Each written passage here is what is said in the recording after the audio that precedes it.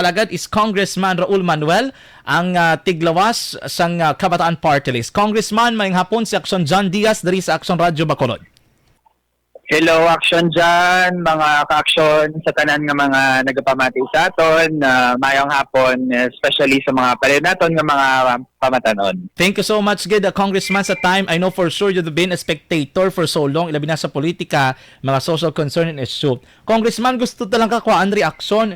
The very start nga natabo ining ginakabig naton na pag-away sa duha ka mga pamilya o ben in unity. Ano man nakibot ka mo sa sining nga natabo or ginapaabot ni nga daan ninyo halin pa sa nagsugod ang kampanya sang unity?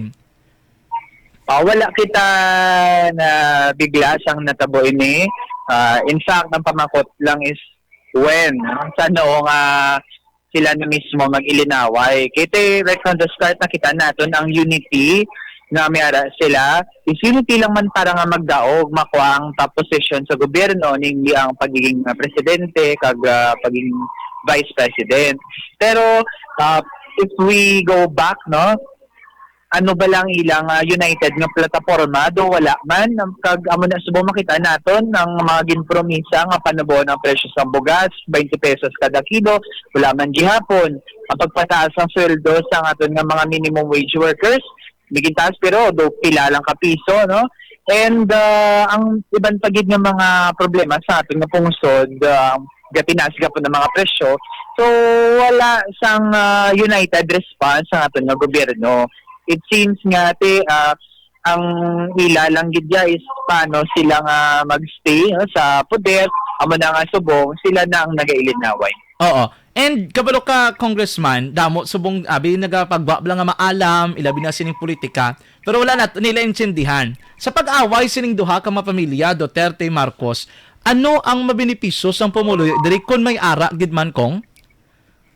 Well, sa mga ordinaryo nga mga Pilipino, wala kita sang ganaron sa mani nga gakatabo. Kay ang ilang priority sa base sa makita natin is paano nila ma-ensure na ang ilang power, no, is gyapon kag magdugay sila sa power sa part ng mga Marcos, no, na hindi sila makudeta, hindi sila mapahalin sa pwesto. Ang next na maging presidente is sa ilagyapon nga kampo. Sa part naman sa mga Duterte, gadali sila nga maging presidente na si Sara Duterte kasi para hindi mapapriso si Rodrigo Duterte tungkol sa war on drugs. So meron sila sa mga selfish na mga interest, pero sa part sa mga pumuluyo, gaka-sideline ang mga dapat nga ginauna tani, no? Sa part natin sa Makabayan Coalition, dugay na natin gin-file ang wage hike, ang control sa prices, pero ginatulugan ini sang administrasyon.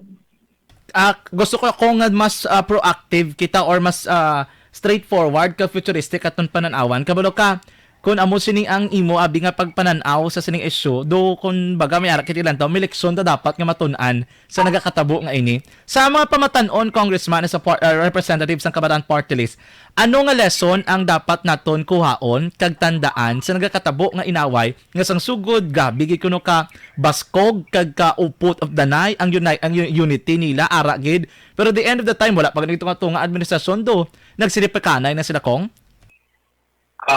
Ang lesson diri especially sa mga pamatan-on nga nagahandom nga mag-improve ang aton nga pungsod, ang lesson naton diri hindi kita mag-rely sa mga politiko nga niyara sa mga ginapanghambal during election period, pero wala man sang klaro nga plataporma, no? Mahambal lang ang plataporma unity, no? Pero sa actuality gani subo makita naton wala unity.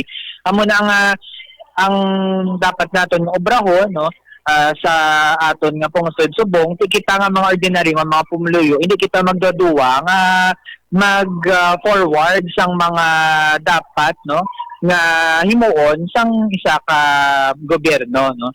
Kung may makitaan kita nga sila nga ginaobra, i-call out naton kag suportahan naton ang mga dapat nga gina-prioritize nga mga layita ni sang administrasyon para nga mapalabot nato ng aton nga tingog kag kita ang dapat nga pamatian isang ini nga mga ara sa pwesto. Kumbaga, kung you are encouraging everybody, especially those nga nagakampanya nga may pagbag-o, may pag-uswag abi sa ton nga pang gobyerno sa ton ekonomiya, nga dapat sila hindi magkahuya o kung magduwa-duwa nga magpakigbahin kung ano man ang pagsinapol abi ang mga dialogue dira o ripabutsag kung anong ila na batsagan.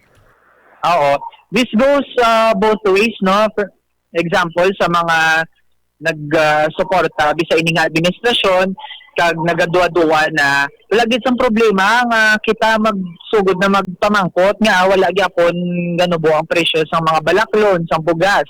Kag sa mga nagsuporta naman sa lain nga mga kandidato, dapat mas mangin patient kita nga mag-reach out sa iban, hindi naton sila pag basulon lang o kon yaon. All the more nga kita nga mga ordinaryo nga mga tao, kita nga mag-unite, no? Para nga mag-demand sa mas mayo nga serbisyo sa gobyerno. Kung on the political side naman, no, kuhaan talang ka-reaksyon, si former President Rodrigo Duterte is trying to show or to present himself and ang iya pamilya as an opposition right now. Ngadon kasi silang opposition sa administrasyon. Do you think this is the real representation of an opposition o kundo pretending to be an opposition lang because of some personal nga mga interest?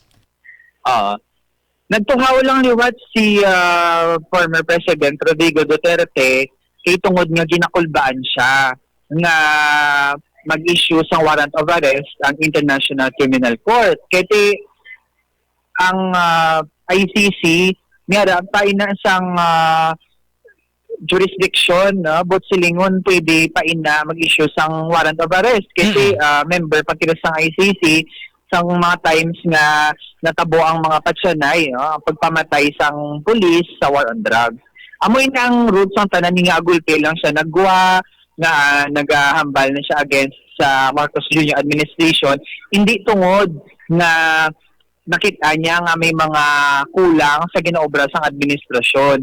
Nulaman sa sang may ginahambal parte sa mga problema sa pumuluyo, ang iyayang standpoint is para sa iya kaugalingon, protektahan ng iya kaugalingon nga hindi siya mapreso. So hindi ina ang example sang matudtuod ng opposition. Pero speaking of opposition, do you think kung this is a good opportunity para sa legitimate gid ha nga opposition nga like the minority kamo sa makabayan lang, is this an opportunity for you to strengthen ang inyong band, ang inyo dira abi nga presence?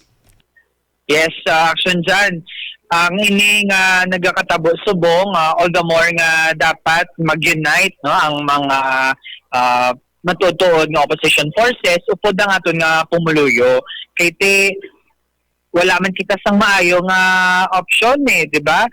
Kung ang balon tabi ang mga Marcos o kung ang mga Duterte, amo na pareho man lang ati selfish agenda ang ginauna. Amo na ang dapat ang mga naga-forward sang interes ang pumuluyo sa sulod manina sang kongreso o kung sa GWA, no, ng mga people's organization, dapat magbululigay para mag-demand sang action sa mga urgent na issue sang mga tao. Finally, Congressman, anong aton mensahe labi na sa mga kabataan, mga pamatanon? Lido angin lang nagasakdag man mismo sa kabataan party list ay nagahulat no sang imo drabi nga pagtiglawas labi na sa mga mainit nga issue sa Kamara de Representante Kong. Oo. Sa mga pareho naton nga mga pamatanon bisan nga ara ang mga different forms ang pagpahipo sa aton, whether sa sulod man sa aton nga school o kung may mga house to house sa inyo nga mga pulis muna magbululigay kita para nga mag-push back at para nga maghulagid, no, maglulupod ang mga pamatanon. Kaya mo ni ang sion, no, nga makita naton hindi pwede nga i-rely lang naton sa mga politiko ang mas mayong governance at mapungsod. Kita mismo maghulag kita para ma-attain natin nina. Yes. Walang action dyan. Oo. Anyway, Kong, thank you gida. Kabay pa the coming days or coming weeks may mga panibago kita nga ma-development. We'll be able to keep in touch with you. Thank you so much, good Congressman Raul Manuel. Yes, madamagin nga salamat sa tanan. Ayong hapon, Kong. Action Reports, Afternoon Edition. Kabataan Party List Representative Congressman Raul Manuel Macacson sa nagatag sang iyang reaksyon sining nagkakatabo karon nga mga political development and dynamics diri man sa pungsod Pilipinas. Las 5:52 Action Radio Philippines.